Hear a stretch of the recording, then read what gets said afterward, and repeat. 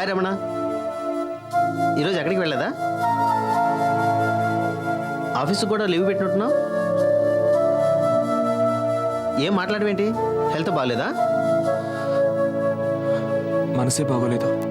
ఈ వయసులో మనసు ప్రాబ్లం అంటే అది ఓ అమ్మాయి ప్రాబ్లం, అవునా? అవును, నేను ఒక అమ్మాయిని ప్రేమించాను. ప్రేమించిన అమ్మాయికి పెళ్ళైపోయింది, అంతేగా?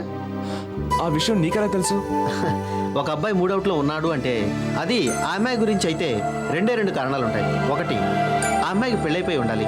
రెండు, నీకు ఆ అమ్మాయికి పెళ్లి కాదని తెలిసి నువ్వు సూసైడ్ ట్రై చేసి ఉండాలి.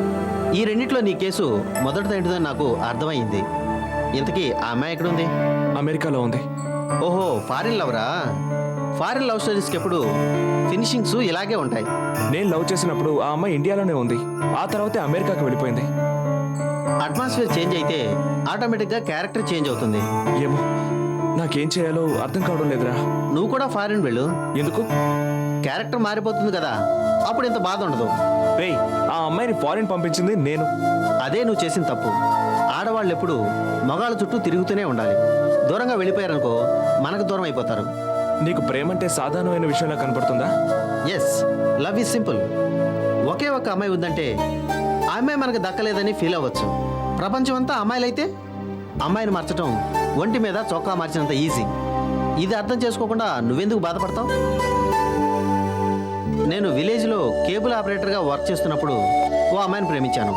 పెళ్లి కూడా చేసుకుంటానని మాటిచ్చాను. సిటీకి వచ్చిన తర్వాత ఛానల్ ఎండి కూతుర్ని లవ్ చేశాను. రేపు ఏ స్టార్ ఛానల్ ఎండి కూతురో దొరికిందే అనుకో, ఈ అమ్మాయిని వదిలేసి ఆ అమ్మాయిని పట్టుకుంటాను. నాకు లవ్ ఇంపార్టెంట్, లవర్ ఇంపార్టెంట్ కాదు. నువ్వు కూడా నాలాగే ఆలోచించడం నేర్చుకో, లేకపోతే లైఫ్లో లవ్వు లవరు రెండూ దొరకవు.